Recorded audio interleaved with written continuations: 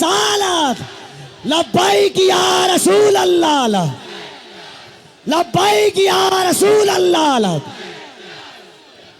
और आपको खौफजदा होने की जरूरत नहीं। जितने पाखंडी गुफे में बैठ करके प्लान बनाकर सोशल मीडिया में छोटे छोटे वीडियो वायरल करते हैं और दहशत फैलाते हैं, कभी किसी मुसलमान की मॉब लिंचिंग करके, कभी किसी के कत्ल की वीडियो वायरल करके, और कभी किसी गुफे में बैठ करके ये कहना इस्लाम का विनाश कर देंगे, इस्लाम को खत्म कर देंगे। मैं चैलेंज करता हूं, तुम अकेले नहीं, तुम्हारे जितने नाजायज बाप है सबको शामिल कर लो, जितनी नाजायज औलाद है सबको मैदान में ले आ जाओ, जितने कीड़े मकोड़े हैं सब आ जाएं। इस्लाम को चंगेज ने कुछ नहीं कर सका, हलाकू से कुछ नहीं हो सका। जिन्होंने हमारी खोपड़ियों से मीनार बना दिया था, जिन्होंने मुसलमानों के खून से दरियाए दजला को लाल कर दिया था, उस दौर में इस्लाम खत्म नहीं हो सका। तुम्हारी 5 साल की नशेड़ी हुकूमत से क्या खत्म हो सकता है?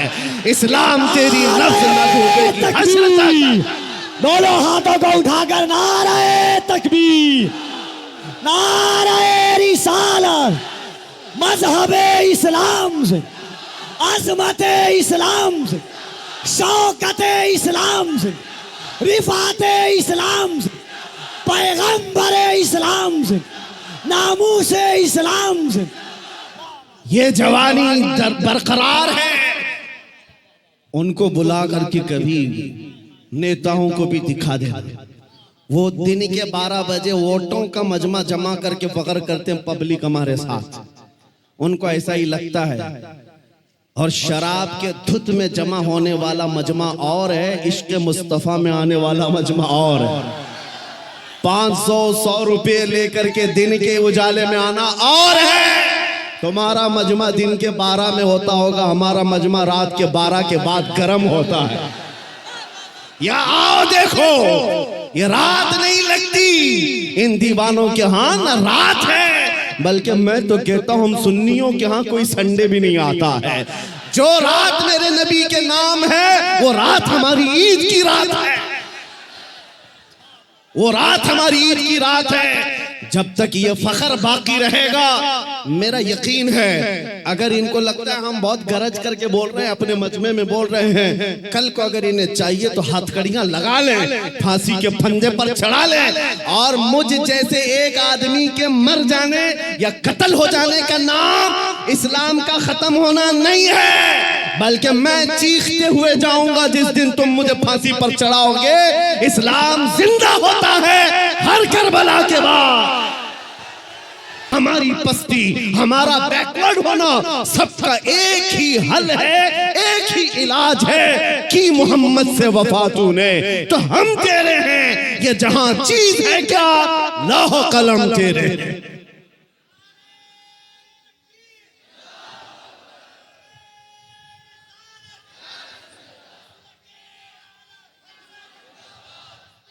हन्नान मन्नान अल्लज़ी खलक़ल इंसान व अल्लमहुल बयान वस्सलातु वस्सलामु अला रसूलिही सय्यिदिल इंसी वल जान व अला आलिही व अस्हाबिही ज़विल खैरि वल इहसान, अम्मा बअद। फ़अऊज़ु बिल्लाहि मिनश शैतानिर रजीम, बिस्मिल्लाहिर रहमानिर रहीम। अन्नबिय्यु औला बिल मुअमिनीन मिन अनफुसिहिम, सदक़ल्लाहु मौलानल अज़ीम। बारगाह रिसालत मुआब सल्लल्लाहु तआला अलैहि वसल्लम में एक बार दुरूद पाक का हदिया पेश करें। अल्लाहुम्मा सल्लि अला सय्यिदिना व मौलाना मुहम्मदिन मअदनिल जुद वल करम व आलिहि व अस्हाबिहिल किराम व इब्निहिल करीम व बारिक व सल्लिम सलातन दाइमतन सरमदन अबदा। ये मेरी बड़ी सआदत और खुशनसीबी की बात है कि पटना में उतरने के बाद रबीउल अव्वल का चांद नजर आया है। आज मेरी शुरुआत रबीउल अव्वल की आपके इस शहर से हो रही है। पहले तो हम सिर्फ पटना की सियासत ही जानते थे, सियासी हलचल यहाँ की, अखबारों की गर्मी नजर आती थी, लेकिन आज उतरने के बाद इश्क़ रसूल की गर्मी भी देखने को मिल रही है। यकीनन छोटी जगह जरूर है। नाज़िम इजलास कफील अंबर साहब से आप सुन रहे थे,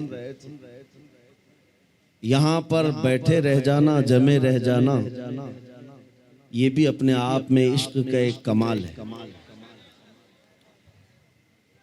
अभी बैठे बैठे दो चीजें आप महसूस कर रहे होंगे।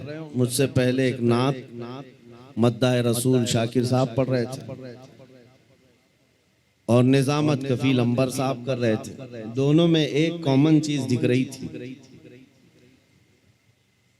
पीछे से सुनने वाला दोनों को भी नहीं पहचान सकता कि इतनी उम्र वाला इतनी सुरीली आवाज में नात पढ़ता हो और इतना दुबला पतला आदमी इतना गरज कर नारे लगाता हो।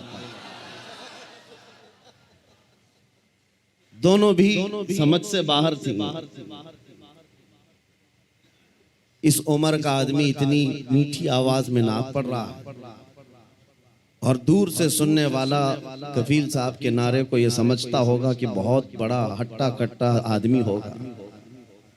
लेकिन मेरे अजीजों, ये बात मैं इसलिए अर्ज कर रहा हूं कि बचपन से हम सुनते आए हैं, मोहम्मद के गुलामों में बुढ़ापा आ नहीं सकता। रसूल करीम सल्लल्लाहु ताला अलैहि वसल्लम की गुलामी में जो बाल सफेद हो जाएं तब भी बूढ़ा नहीं है, जिस्म अगर गल जाए तब भी कमजोर नहीं है।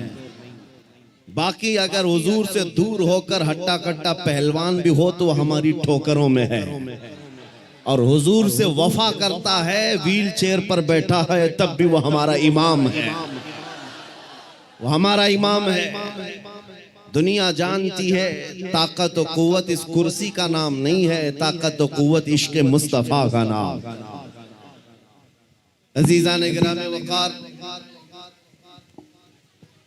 असल जिंदगी क्या है इसको आज महसूस करने की जरूरत है।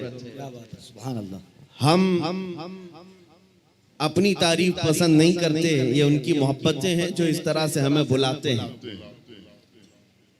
मैं नबी करीम सल्लल्लाहु ताला अलैहि वसल्लम के दरबारे आली जाह के गुलामों के गुलामों के गुलामों का एक अदना कुत्ता होने पर फख्र महसूस करता।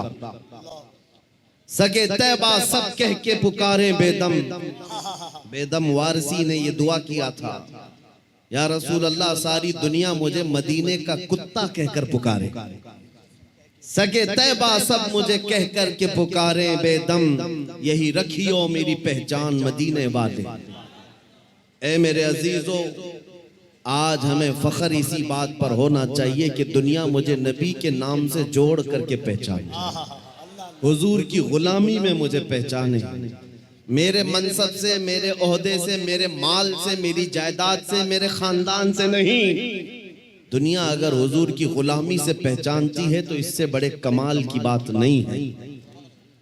हम सब के लिए सबसे बड़े फख्र की बात हमारा तारुफ, हमारा इंट्रोडक्शन हुजूर के जरिए से हो जाए, इसलिए कि जिसका तारुफ नबी पाक सल्लल्लाहु ताला अलैहि वसल्लम से हो गया। आप जानते हैं इमाम अहले सुन्नत फाजिल बरेलवी इमाम अहमद रजा खान क़द्दसल्लाहु सिर्रहु शरीफ मुजद्दिद आज़म है, लेकिन आपसे इख्तिलाफ रखने वाली जमातों में बहुत सारी हैं। दूसरी जमातों में खास तौर पर अगर मैं जमात इस्लामी के बानी का जिक्र करूं, जिनका अहले सुन्नत जमात बरेलवियत से कोई ताल्लुक नहीं, दूसरी जमात और दूसरे मकतब फिक्र के होने के बावजूद भी उन्होंने आला हजरत की तारीफ में सिर्फ इतना कहा है, वो बहुत बड़े आशिक रसूल थे। ये नहीं कहा बहुत बड़े पठान के बेटे थे, बहुत बड़े जमींदार थे, बल्कि कहा बहुत बड़े आशिक रसूल थे। दुनिया अगर हुजूर के नाम से पहचानती है तब कोई तुम्हें फना नहीं कर सकेगा, नाम तुम्हारा हमेशा रह जाएगा। बेनिशानों का निशान मिटता नहीं, मिटते मिटते नाम हो ही जाएगा। आज आला हजरत हर जगह क्यों किया जाता है, उसकी वजह यह है जिंदगी भर आला हजरत ने अपने खानदान के कसीदे नहीं पढ़े। जब जब आला हजरत ने कलम उठाया है तो बारगाह मुस्तफा की मदह सराई की है। जब जब कलम उठाया है मेरे आका की शान में लिखा सरवर कहूं कि मालिको मौला कहूं तुझे, बाग़े खलील का गुले ज़ेबा कहूं तुझे। 100 साल गुजर जाने के बाद भी उनके कलाम पढ़ने से मुरझाए हुए दिलों में जिंदगी आ जाती है। यहाँ मुरझाई हुई कलियां खिल जाती हैं। आला हजरत का उसूल मैं आपको बता देता हूँ। आला हजरत जिस उसूल पर चल रहे थे वो उसूल ये था रसूल पाक के सिलसिले में कि उनकी बात करो हर दिल पे राज करो, उनकी बात करो हर दिल पे राज करो।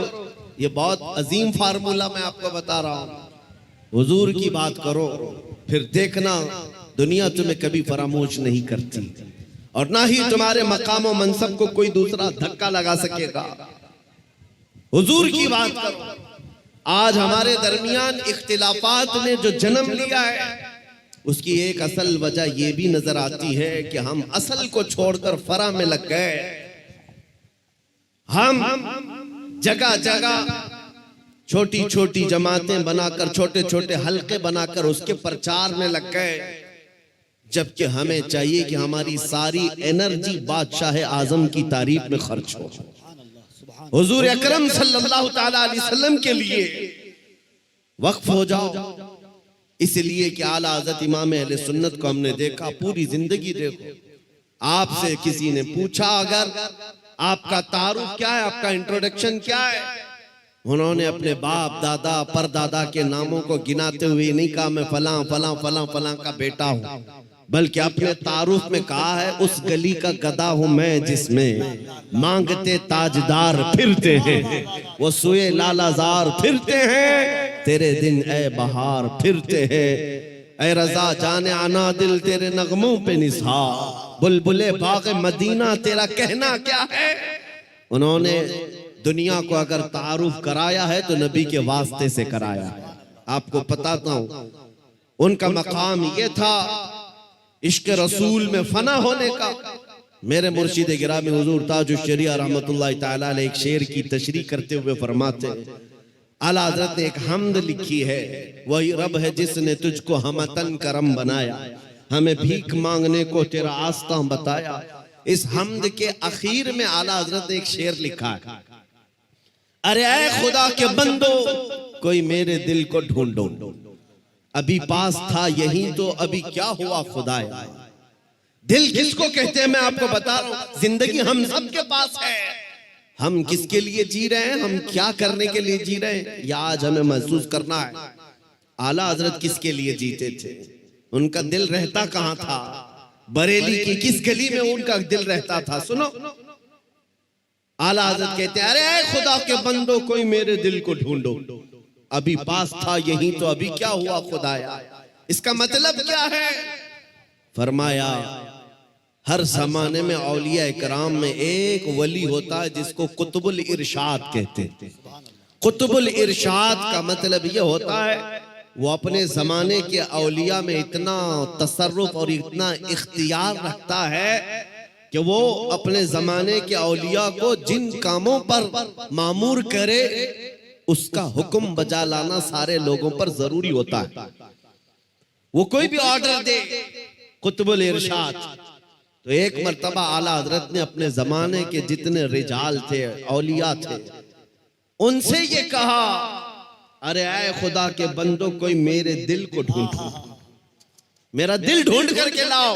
ये काम पर लगा दिया, दिल ढूंढ करके लाओ, अभी पास था यही तो अभी क्या हुआ खुदाया।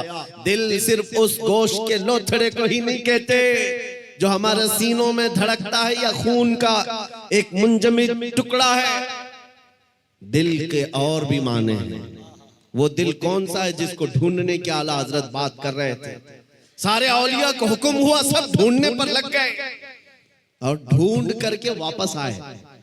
फिर आकर के उन्होंने जो जवाब दिया इमाम अहले सुन्नत को आला हजरत को, आला हजरत ने फिर उसको अपने शेर में बयान किया, हमें ऐ रज़ा तेरे दिल का पता चला बमुश्किल, हमें ऐ रज़ा तेरे दिल का पता चला बमुश्किल, दरे रोजा के मुकाबिल वो हमें नजर तो आया।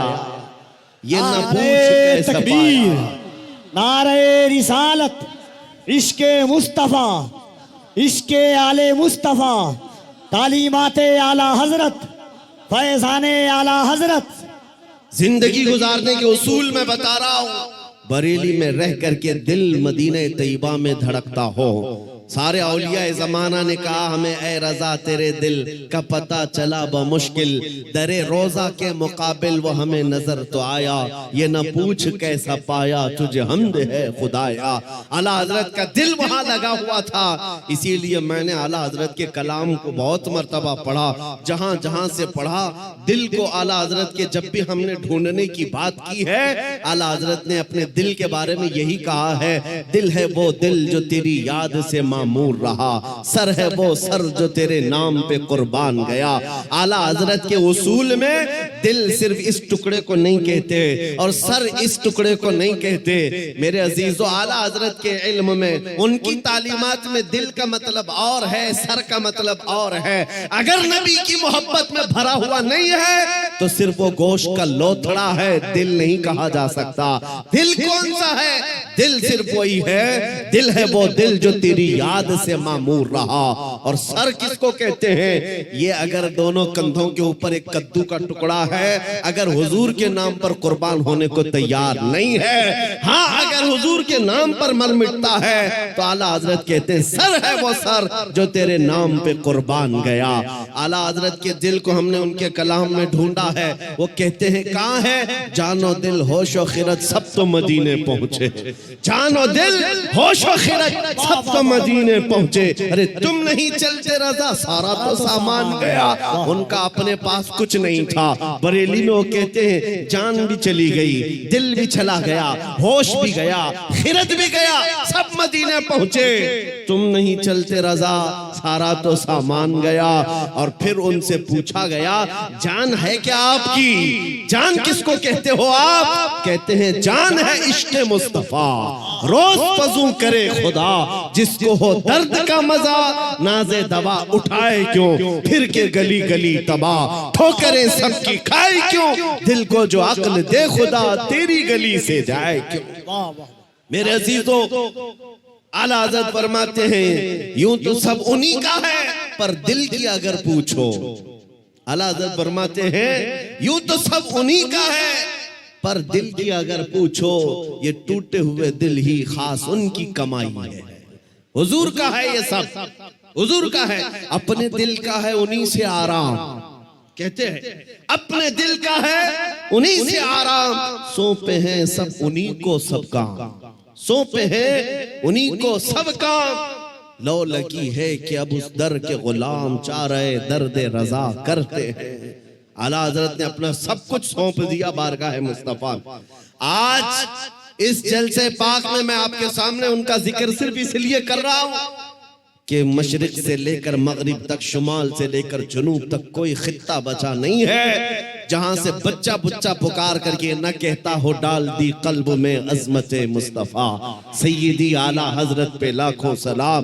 क्यों 100 साल के बाद भी बच्चा बच्चा पुकार रहा है? वही आज मैं तुम्हें फार्मूला बताना चाहता हूं। उस आला हजरत के मिशन पर चलना, उस मसलक का मतलब, उस मसलक का नाम ही ये है, अपनी मर्जी से जीने का नाम जिंदगी नहीं है। हुजूर जैसा चाहे वैसे जीने का नाम जिंदगी है। आपको मैं बताता हूं औलिया इकराम की जिंदगी में, तसव्वुफ में एक तालीम होती है। हजरत जुनैद बगदादी की तालीमात मैंने पढ़ा है। सिर्फ औलिया इकराम की जो इबादतें हैं, तस्बीह घुमाना, लंबे क़याम, लंबे सजदे, सिर्फ यही इबादत के तरीके नहीं है। एक इबादत का तरीका है जिसको औलिया इकराम कहते हैं मुराकबा। मुराकबा, मुराकबे का मतलब क्या होता है? सुनो, बहुत आसान है, आप सब कर सकते हो।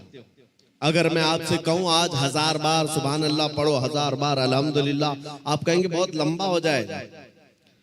लंबा क़याम करना कुछ लोगों के लिए भारी, लंबा रुकू करना, लंबा सजदा करना इबादतें कुछ लोगों को लगती हूं। मुराकबा बहुत आसान लेकिन बहुत ही तेज असर। औलिया इकराम फरमाते हैं जिसका मुराकबा मुकम्मल हो गया वो अल्लाह का वली बन गया। मुराकबा होता क्या है?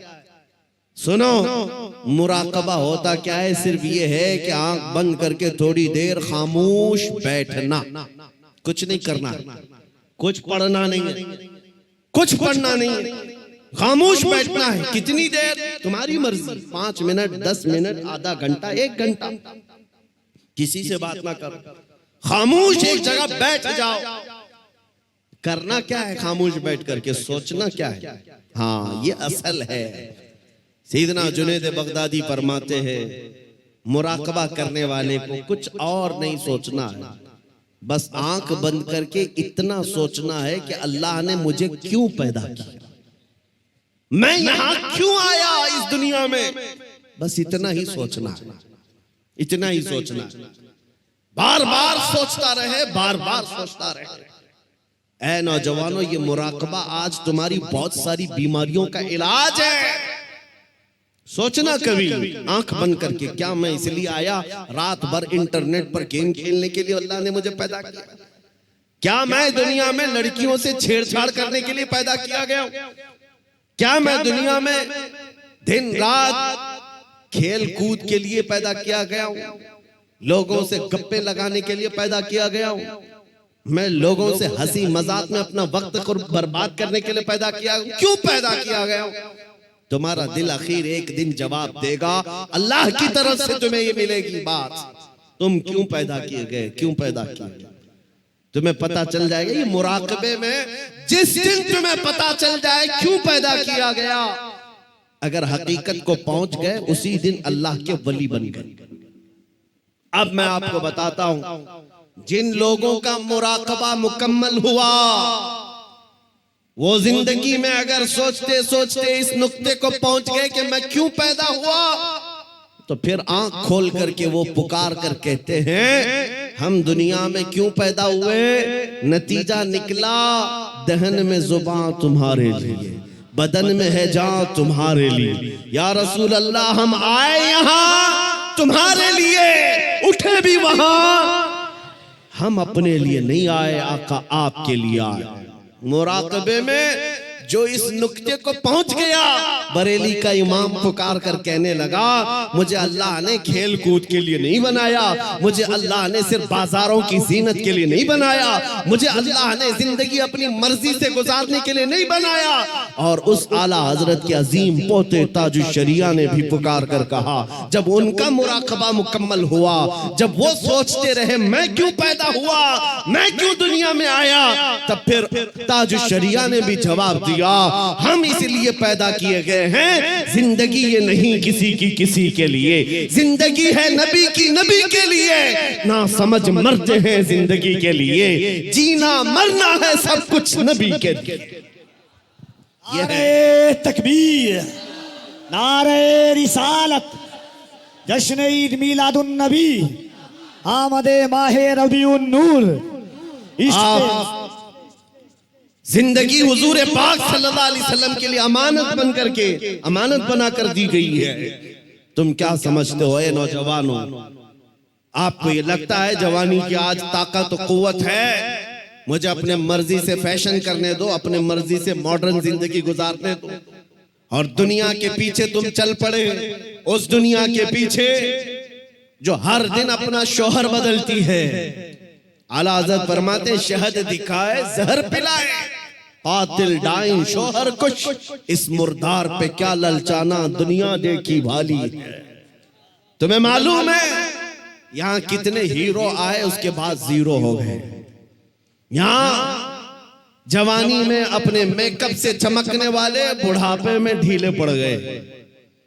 यहाँ लोग रोजाना बदलते रहे हैं, किसी भी फील्ड में देख लो। कुछ लोगों को लगता है पर्दे सीमी पर बॉलीवुड और हॉलीवुड पर थिरकने वाले, मुजरे करने वाले स्टार हैं, ये बड़े बड़े हीरो हैं और उनके पीछे कौम भागती है। मियाँ ये सिर्फ और सिर्फ ढलती छांव है, थोड़े दिनों के बाद इनके चेहरे का गाजा उड़ गया तो यही कौम दूसरा हीरो ढूंढती है, दूसरा इन्हें चाहिए। और नेता नगरी में भी देखा गया 40-40 साल बेचारे पार्टियों की खिदमत में लगे रहे, बुढ़ापे में फिर आने के बाद पार्टी ने कोने में बिठा दिया। अब तुम्हारा काम खत्म हो गया, तुम्हारा काम खत्म हो गया, अब नौजवान दूसरे आएंगे।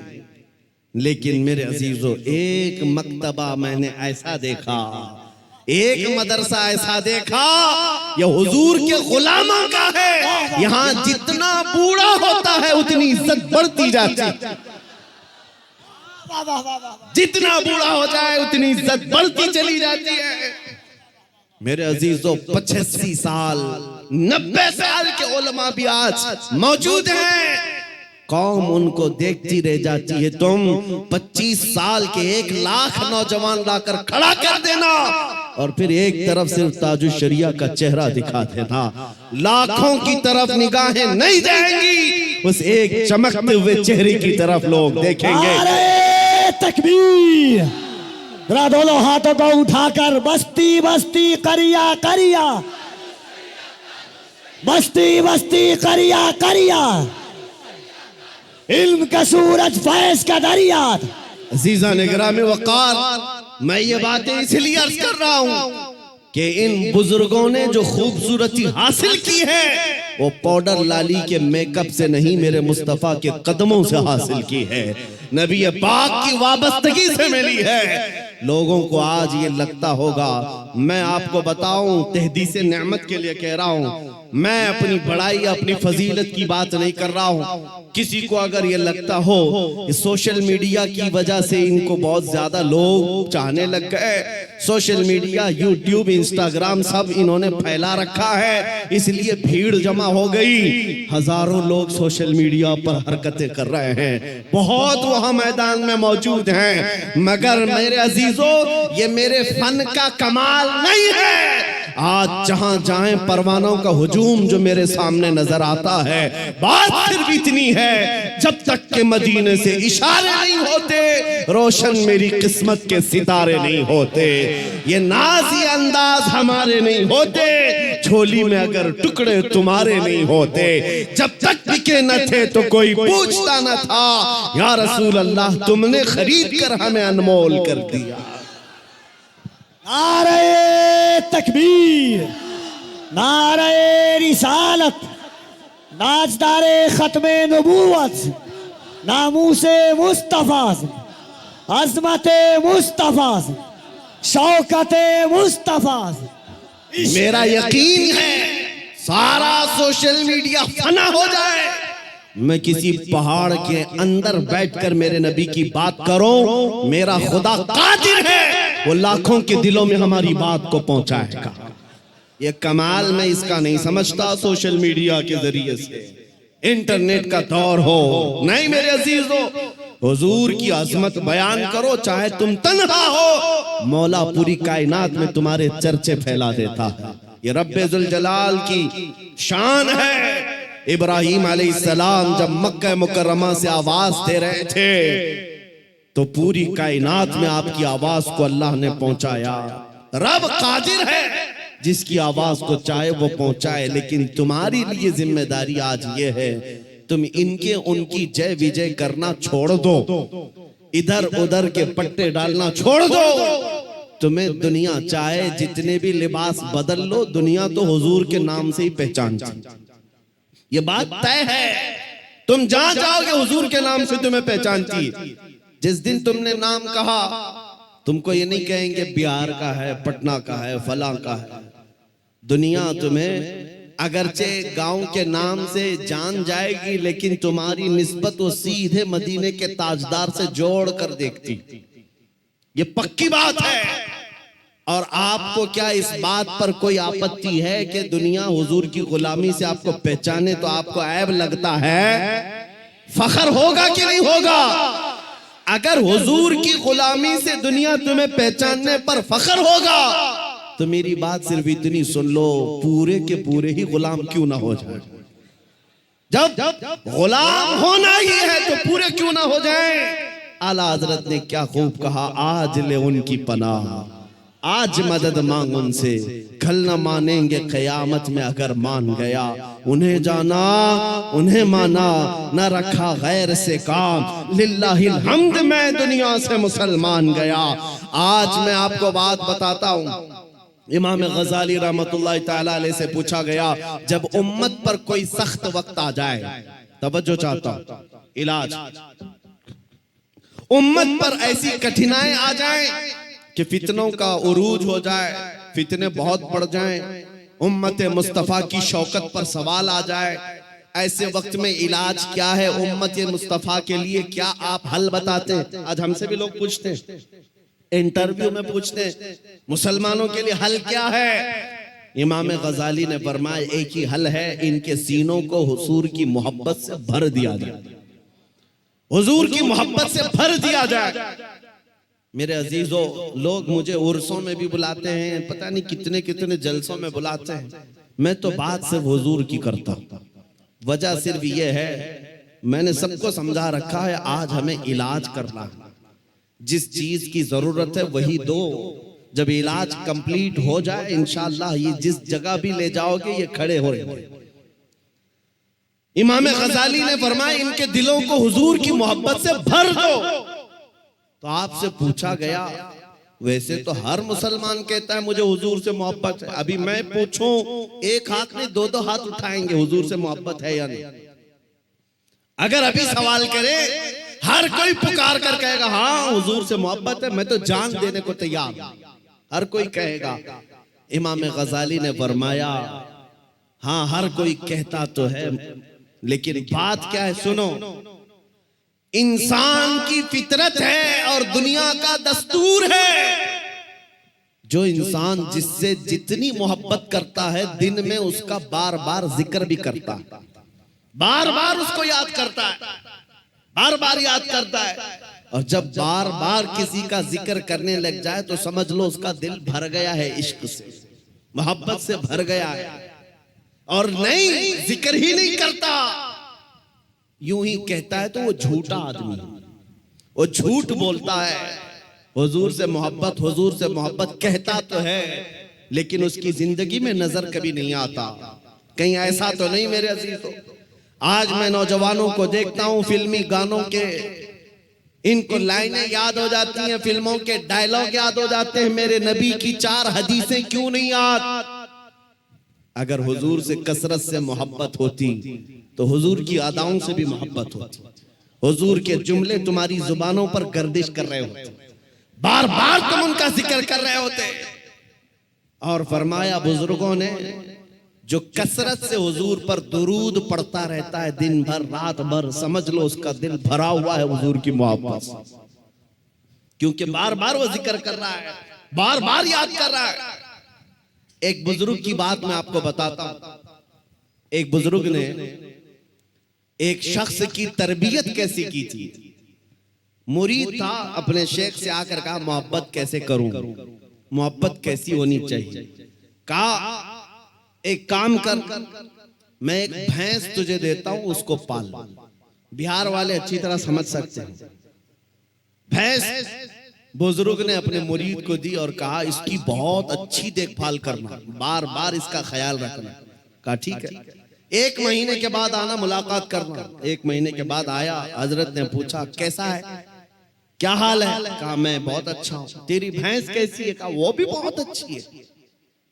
तुम खाना खाए? कहा हाँ मैं खाना खा लिया। तुम्हारी भैंस? हाँ वो भी खाना खा चुकी है। जब जब जिक्र किया जाए भैंस का अच्छी तरह से जिक्र करता था। कहा 1 महीना और जाओ, 1 महीना और उस भैंस के साथ उठना बैठना लगाव रखो। दूसरे महीने के बाद आया, बुजुर्ग ने, मुर्शिद ने पूछा क्या हाल है? कहा मैं भी अच्छा हूं, मेरी भैंस भी अच्छी। सवाल खाली सिर्फ उसका किया था, लेकिन साथ में भैंस का भी कर रहा है। कहा तू खाना खाया? कहा मैं भी खाना खा चुका, मेरी भैंस भी खा चुकी। कहा तू नहा लिया? कहा मैं भी नहाया हूं, मेरी भैंस भी नहाई। जो जो बात करे अपने साथ अपनी भैंस का भी जिक्र। बुजुर्ग ने कहा 1 महीने और अपनी भैंस से करीब रहे, उसके बाद फिर तीसरे महीने मुलाकात करेंगे। 3 महीने गुजर गए। 3 महीने के बाद जब वो आया तो बुजुर्ग मुर्शिद ने पूछा क्या हाल है? कहा मेरी भैंस बहुत अच्छी। अब जुमला बदल गया, अभी खैरियत इसकी पूछी जा रही है, जवाब ये अपनी भैंस का दे रहा है। पूछा बुजुर्ग ने खाना खा चुका? कहा मेरी भैंस तो खा चुकी। तू नहाया? कहा मेरी भैंस तो नहा चुकी। मेरे अजीजों, ये मिसाल बिला तशबीह बिला तमसील। उस बुजुर्ग ने कहा मोहब्बत ऐसी होनी चाहिए जब इंसान को पूछा जाए तो अपने आप को भूल जाए, अपने महबूब का जिक्र करने लग जाए। जब वो कमाल को पहुंचता है, सिर्फ उसकी आंखों में अपने महबूब के जलवे हों। और बरेली के इमाम को हमने पढ़ा है, कोई आया बंदा गुलाब का फूल तोहफे में पेश करने के लिए, ला करके दिया, कहा इसको कबूल कर लीजिए। दुनिया में लोग गुलाब तोहफे में एक दूसरे को देते लेते हैं। इमाम फाजिल बरेलवी उस गुलाब को कबूल तो करते हैं, देखते हैं, उसके बाद मुस्कुरा कर कहते हैं ये दुनिया का गुलाब है, सुबह खिलता है, शाम में मुरझा जाता है। मैं उस गुलाब से मोहब्बत करता हूं जो कभी मुरझाता नहीं है, जो जब से खिला है कभी मुरझाता नहीं। और उसके बाद कहना शुरू कर दिया, सरताब कदम है तने सुल्तान जमन फूल, लब फूल दहन फूल जकन फूल बदन फूल, वल्लाह जो मिल जाए मेरे गुल का पसीना, मांगे न कभी इत्र न फिर चाहे दुल्हन फूल। क्या बात रज़ा उस चमनिस्तान करम की, जहरा है कली जिसमें हुसैन और हसन फूल। आला हजरत ने एक फूल को देखा,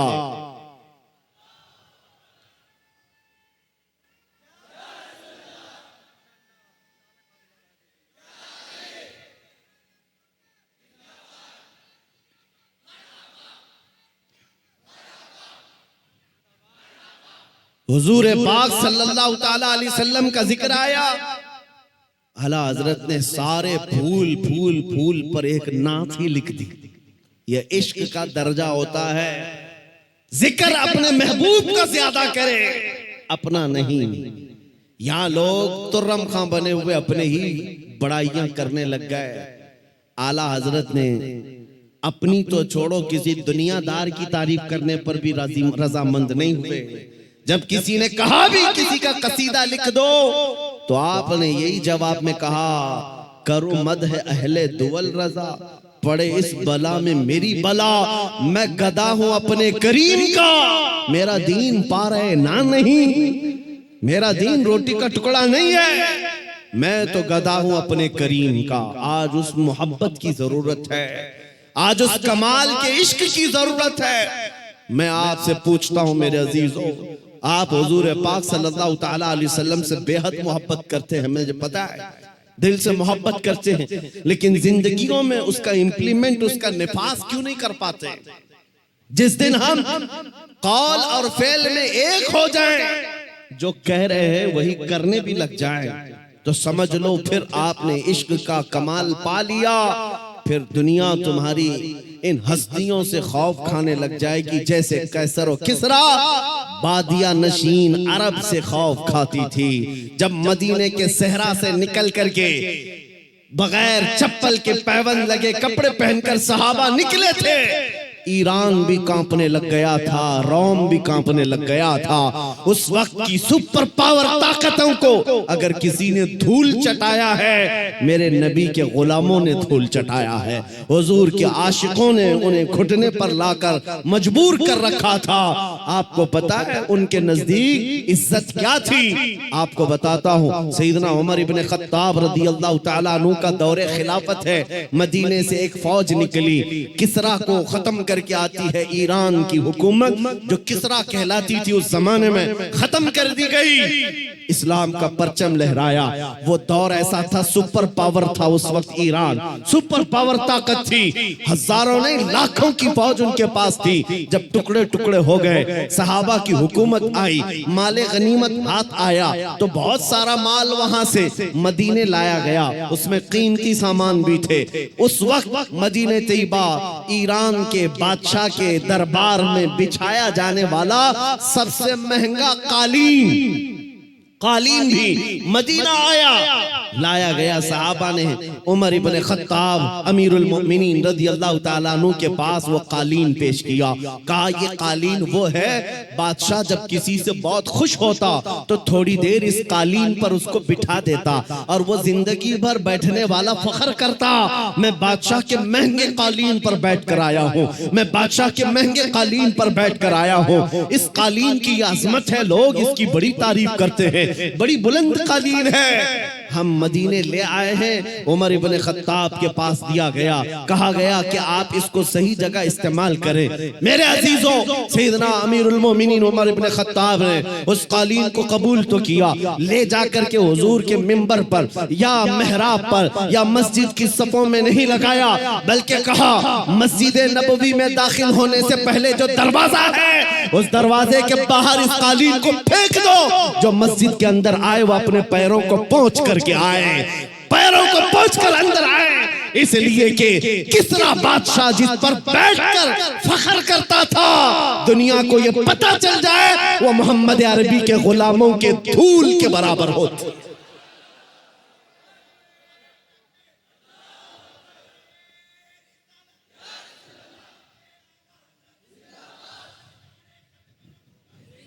उन्होंने इज्जत तख्त और ताज में नहीं ढूंढी, मेरे नबी पाक की निस्बत में इज्जत ढूंढी। आपको पता है एक साहबी हजरत नौमान एक बादशाह के यहाँ गए थे, तवज्जो, बादशाह के यहाँ मेहमान बुलाए गए थे, कासिद बनकर गए। बादशाह ने उनके आने पर कालीन बिछाया रेशम का और कुर्सी बिछाई सोने की कलई की हुई कि मोहम्मद अरबी का कासिद आ रहा है, एम्बेसडर आ रहा है, तर्जुमान है। लेकिन जैसी हजरत नौमान पहुंचे वो कालीन को आपने तलवार से फाड़ दिया और निकाल दिया, जमीन पर चले। फिर जब कुर्सी के पास आए देखा सोने की कुर्सी है, पांव से धक्का मारकर गिराया और कहा मुझे सादी कुर्सी लाओ, दूसरी। बादशाह ने कहा ये इतना गुरूर है, मोहम्मद अरबी सल्लल्लाहु अलैहि वसल्लम के गुलामों में इतना एटीट्यूड।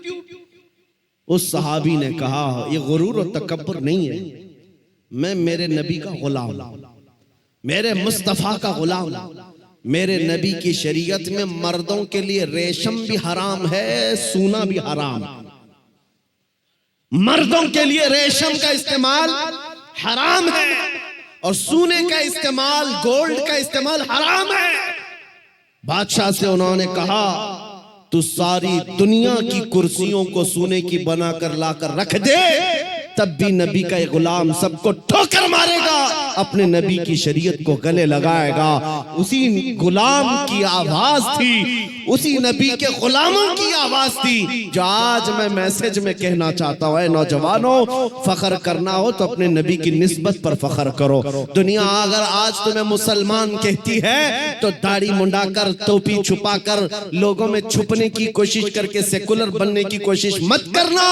दुनिया पहचानती है तो और पहचान बढ़ाओ। किसी ने मुझसे पूछा था क्या इस जमाने में दाढ़ी रखना अब भी वाजिब है? मैंने कहा अब के जमाने में तो और भी बड़ा वाजिब है, इसलिए कि जिनको तलवार और चाकू नहीं चुभती उनको हमारी दाढ़ी चुभती है। मैंने यही कहा, ऐ नौजवान, लोगों को चोटी रखने में शर्म नहीं आती, मुझे नबी की दाढ़ी रखने में क्यों शर्म आएगी? अगर लोग नंगा घूमकर फख्र कर सकते हैं, मैं मेरे नबी के अखलाक पर फख्र क्यों नहीं कर सकता? दुनिया को अगर हक है फैशन करने का, मुझे मेरे नबी की अदाओं पर फख्र करने का क्यों नहीं हक है? बस नौजवानों, खता हमसे हुई है, हम इन नंगों के पीछे भागने लग गए, अल्लाह ने हमारी इज्जत व वकार को खत्म कर दिया।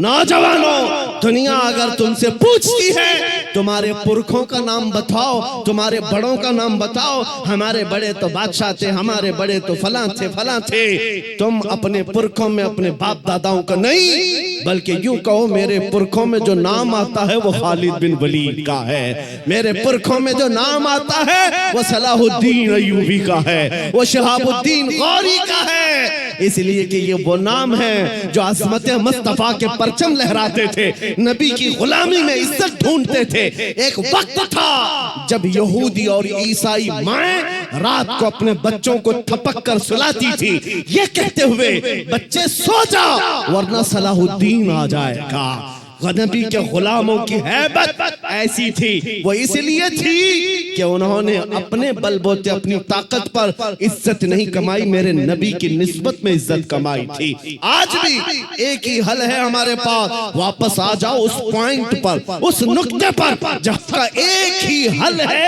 एक ही इलाज है कि मोहम्मद से वफा तूने तो हम तेरे हैं। ये जहां चीज है क्या, लौह कलम तेरे।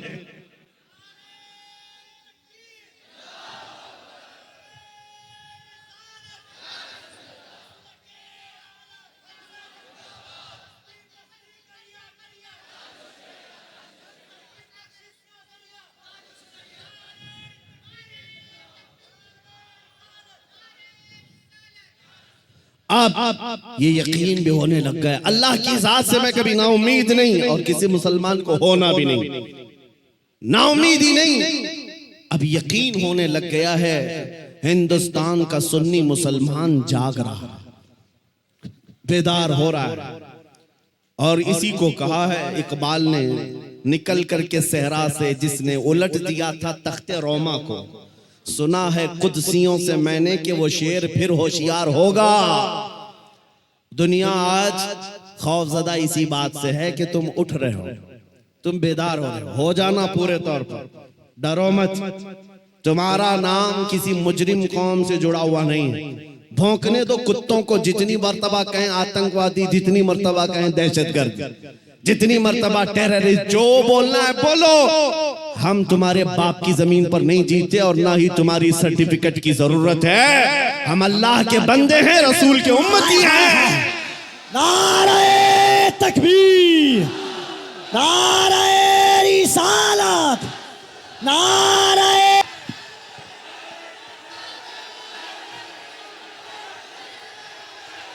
हेलो।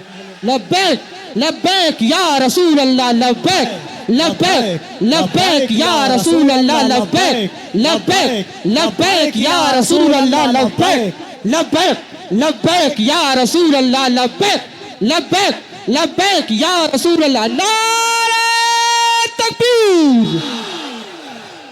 आज हुकूमत के नशे में आकर अगर कोई बार बार मेरे नबी की जात को इस्तेमाल करता है तो हमारे जज्बात बेकरार होते हैं। लोगों को ये लगता है, डिपार्टमेंट वाले बार बार ये कहते हैं मौलाना क्यों इतना एग्रेसिव हो जाते हो, क्यों इतनी भड़काऊ बातें करते हो। मैंने बार बार ये कहा है, ऐलान कहा है, जब जब गाली देने का शौक है मेरा नाम लेकर गाली दो, मेरी माँ के नाम पर, मेरे बाप के नाम पर, मेरे खानदान के नाम पर, जितना कोसना है कोस लो। लेकिन याद रखना, अगर हुजूर की तरफ उंगली उठाओगे, अगर नबी की अजमत की तरफ बोलोगे, हमारे खून का आखिरी खतरा भी जिस्म में बाकी है, तुम्हारी गर्दनों पर चढ़ करके बोलेंगे, तुम्हारे सीने पर चढ़ कर बोलेंगे। और तुम ये समझते हो तख्त और ताज तुम्हारे पास है, आज फौज और ताकत तुम्हारे पास है। तुम्हारे नाजायज बाप आज से 200 साल पहले अंग्रेजों की शक्ल भी यहाँ मौजूद थी। उन्होंने एक आलिम रब्बानी किफायत अली काफी को फांसी पर चढ़ाया था, एक नहीं 30,000 उलमा को फांसी पर चढ़ाया था। तुम्हारे नाजायज बाप भी ये समझते थे हिंदुस्तान से इस्लाम खत्म हो जाएगा। अरे उनका चूरा भी यहाँ बाकी नहीं रहा, सब खत्म होकर चले गए। तुम भी अपने अंजाम का इंतजार करो, कुछ देर की खामोशी है, फिर शोर आएगा। आज कुत्तों का वक्त है, कल हमारा दौर आएगा। लब्बैक या रसूल अल्लाह, लब्बैक लब्बैक लब्बैक या रसूल अल्लाह, लब्बैक लब्बैक लब्बैक या रसूल अल्लाह, लब्बैक लब्बैक लब्बैक या रसूल अल्लाह, लब्बैक लब्बैक लब्बैक या रसूल अल्लाह, लब्बैक लब्बैक लब्बैक या रसूल अल्लाह। नारे रिसालत। लोग अगर ये पूछते हैं आपकी जज्बाती तकरीरों से होता क्या है, मैं सिर्फ इतना ही कहता हूं, क्या होता है पता नहीं, लेकिन मेरा यकीन ये कहता है मैं जज्बात में लाऊंगा, कोई बच्चा बुज़दिली से नहीं मरेगा इंशाअल्लाह। कोई नौजवान तुम्हारी जूतियां चाट करके नहीं मरेगा, तुम्हारे हाथों में फंस भी जाएगा, नबी नबी कहकर दुनिया से जाएगा।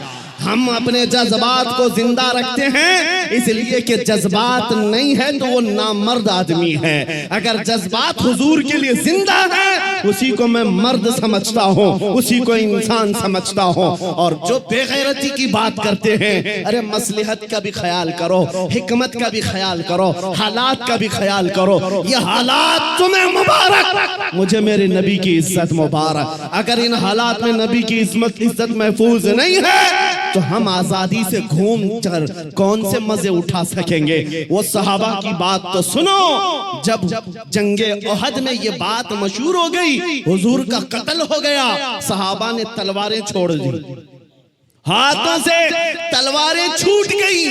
इस वजह से कितने काफिरों ने सहाबा का कत्ल कर दिया, कत्ल हो गए 70 सहाबा। क्यों? जब ये खबर फैली थी ना कि हुजूर का इंतकाल हो गया, सहाबा बेइख्तियार कहने लगे अल्लाह के नबी अगर नहीं है तो फिर जिंदगी कहते किसे? हुजूर आप नहीं हैं तो जिंदगी क्या है?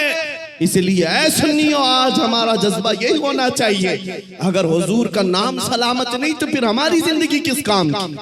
हम किस खाक के लिए जीते हैं? आज के बाद तकलीफों से और मुसीबतों से घबराना नहीं, तुम अपने दीन पर अमल पैरा रहो। गैर कानूनी कामों की बात मैं नहीं करता, चाकू छुरी तलवार बंदूक की भी बात नहीं करता।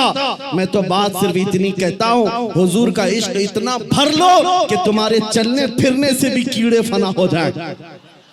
हाँ, तुम्हारे किसी हथियार की जरूरत नहीं, तुम हुजूर के आशिक बनकर गलियों से घूमो, कुत्ते यूं ही मर जाएं।